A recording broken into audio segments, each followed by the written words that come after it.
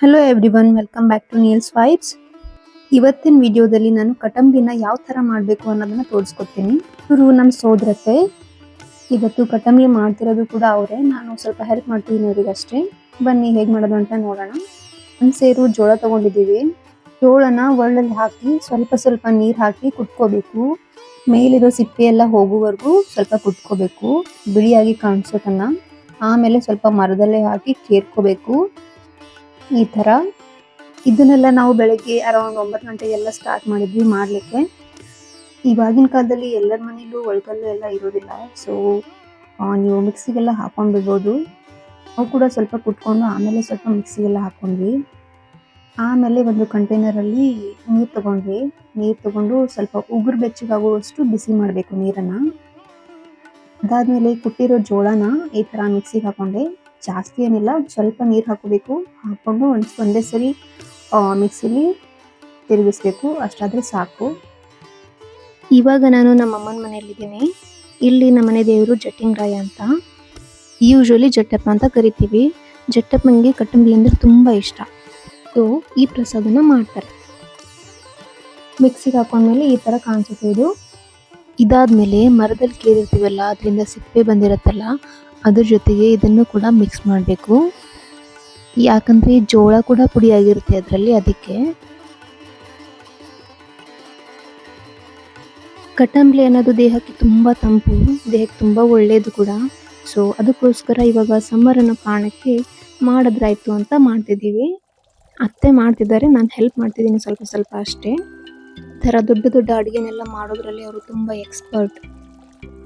ನಾವು ಕಲಿಯೋದು ತುಂಬ ಇದೆ, ಕಲಿಯೋಣ. ವಿಡಿಯೋ ಮಾಡ್ತಿರೋದು ಕೂಡ ಅದೇ ಕಾರಣಕ್ಕೆ. ಮುಂದೆ ಯಾವಾಗಾದರೂ ನಾವು ಕೂಡ ಈ ವಿಡಿಯೋನ ನೋಡಿ ಮಾಡ್ಕೋಬೋದು ಅಂತ.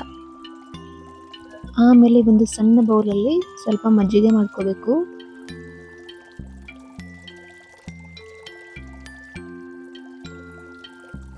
ಕುಟ್ಕೊಂಡಿರೋ ಜೋಳನೆಲ್ಲ ಉಗುರು ಬಿಸಿ ಮಾಡಿರ್ತೀವಲ್ಲ, ಆ ನೀರಿಗೆ ಹಾಕಬೇಕು. ಮಜ್ಜಿಗೆ ಕೂಡ ಇದಕ್ಕೆ ಹಾಕಬೇಕು. ಹಾಕಿ ಆಮೇಲೆ ಚೆನ್ನಾಗಿ ಮಿಕ್ಸ್ ಮಾಡಬೇಕು. ಆವಾಗ ಹುಳಿ ಚೆನ್ನಾಗಿ ಬರುತ್ತೆ. ಒಬ್ರೊಬ್ರ ಕೈಯಲ್ಲಿ ಹುಳಿ ಬರುತ್ತೆ, ಒಬ್ರೊಬ್ರ ಕೈಯಲ್ಲಿ ಹುಳಿ ಬರಲ್ಲ ಅಂತಾರೆ. ಸೊ ಅದಕ್ಕೆ ಹುಳಿ ಹಾಕ್ಬೇಕಾದ್ರೆ ಈ ಥರ ಮಿಕ್ಸ್ ಮಾಡಿ ತುಮ್ಕಿ ಹೊಡೆಯೋದು ಅಂತಾರೆ. ಅಂದರೆ ಬಟ್ಟಿಂದ 3 ಸರಿ ಈ ಥರ ಬಡಿಬೇಕು, ಆವಾಗ ಹುಳಿ ಬರುತ್ತೆ ಅಂತ ಹೇಳ್ತಾರೆ.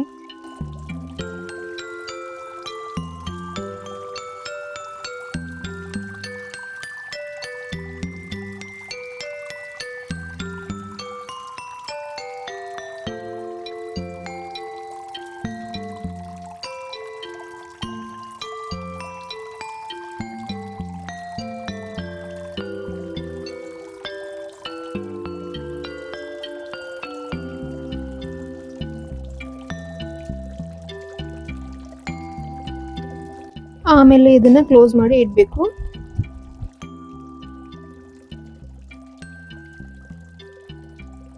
ಈವ್ನಿಂಗ್ ಅರೌಂಡ್ 7 PM ಅನ್ನೋಷ್ಟೊತ್ತಿಗೆ ನಾವು ಇದನ್ನ ಬಸಿದ್ವಿ. ಈ ಥರ ಚಾಣಿ ಇಟ್ಟು ಬಸ್ದಿರೋ ನೀರು ಹುಳಿ ಇದ್ರೆ ಹುಳಿ ಬಂದಿದೆ ಅಂತ ಅರ್ಥ.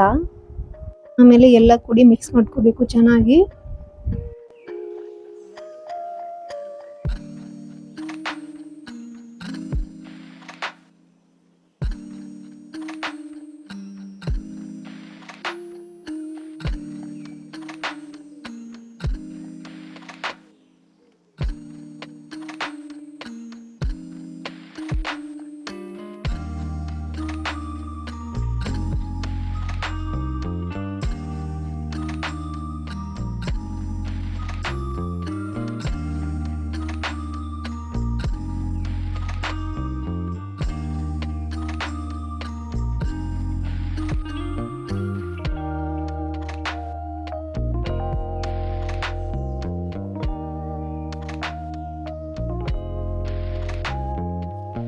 ಆಮೇಲೆ ಒಲೆ ಮೇಲೆ ಇಟ್ಟು ಚೆನ್ನಾಗಿ ಕುದಿಸ್ಬೇಕು.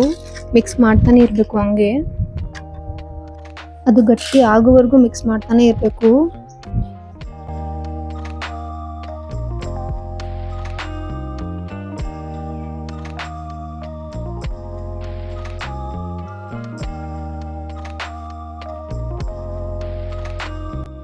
ಆಮೇಲೆ ಅದಕ್ಕೆ ಮೆಂತ್ಯದ ಕಾಳು ಮತ್ತೆ ಜೀರಿಗೆನ ಹಾಕಬೇಕು. ಹಾಗೆ ಮಿಕ್ಸ್ ಮಾಡ್ತಾನೆ ಇರಬೇಕು.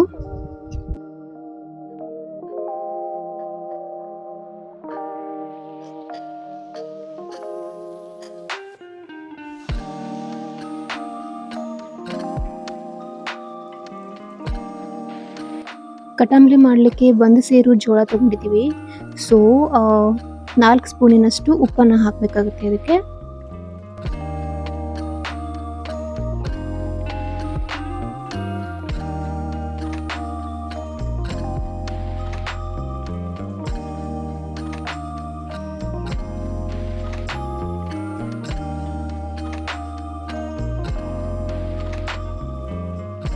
ಇವ್ರೆ ನೋಡಿ ನಮ್ಮತ್ತೆ ಕಟಂಬ್ಲಿನ ಮಾಡ್ತಿದ್ದಾರೆ ಇವಾಗ.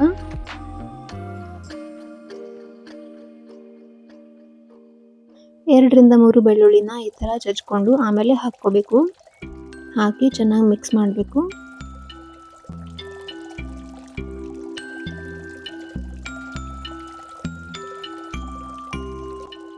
ಒಂದು ಕೈಯಲ್ಲಿ ಬರುವಷ್ಟು ಕೊತ್ತಂಬರಿ ಸೊಪ್ಪನ್ನು ಕಟ್ ಮಾಡಿಕೊಂಡು ಹಾಕ್ಕೋಬೇಕು. ಹಾಕಿ ಅದನ್ನು ಕೂಡ ಚೆನ್ನಾಗಿ ಮಿಕ್ಸ್ ಮಾಡ್ತಾನೆ ಇರಬೇಕು. ಈ ಥರ ಕುದಿ ಬರಬೇಕು.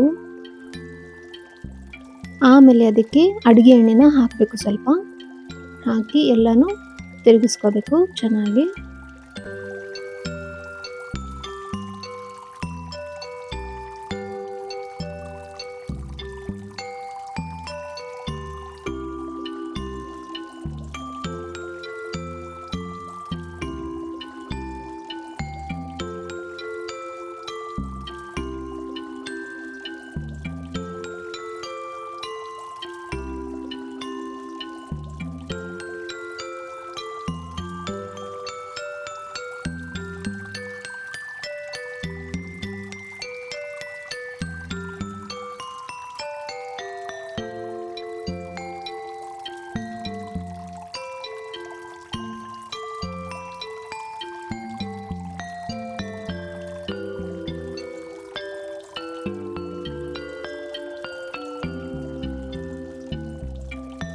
ಓಕೆ, ಇವಾಗ ಆಲ್ಮೋಸ್ಟ್ ರೆಡಿ ಆಗಿದೆ ಕಟಂಬ್ಲಿ.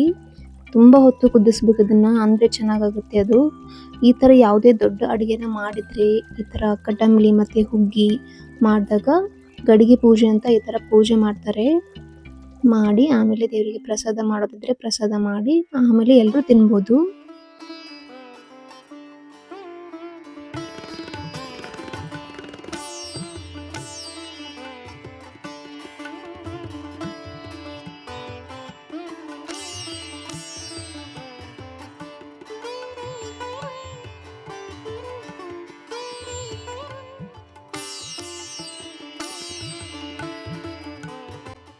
ಕಟಂಬ್ಲಿನ ಹಾಗೆ ಕೂಡ ತಿನ್ಬೋದು, ಇಲ್ಲಾಂದರೆ ಈ ಥರ ಸಣ್ಣದಾಗಿ ಈರುಳ್ಳಿನ ಹೆಚ್ಕೊಂಡು ಮಿಕ್ಸ್ ಮಾಡಿ ಕೂಡ ತಿನ್ಬೋದು. ತುಂಬ ಚೆನ್ನಾಗಿರುತ್ತೆ ಟೇಸ್ಟು. ನೀವು ಕೂಡ ಕಟಂಬ್ಲಿನ ಮನೆಯಲ್ಲಿ ಮಾಡಿ ನೋಡಿ, ದೇವರಿಗೆ ಪ್ರಸಾದ ಅಂತ ಕೂಡ ನೀವು ಮಾಡ್ಬೋದು. ಇಷ್ಟ ಆದರೆ ಲೈಕ್, ಶೇರ್ ಮತ್ತು ಕಮೆಂಟ್ ಮಾಡಿ. Thank you so much. See you all in my next video. Until then, bye bye.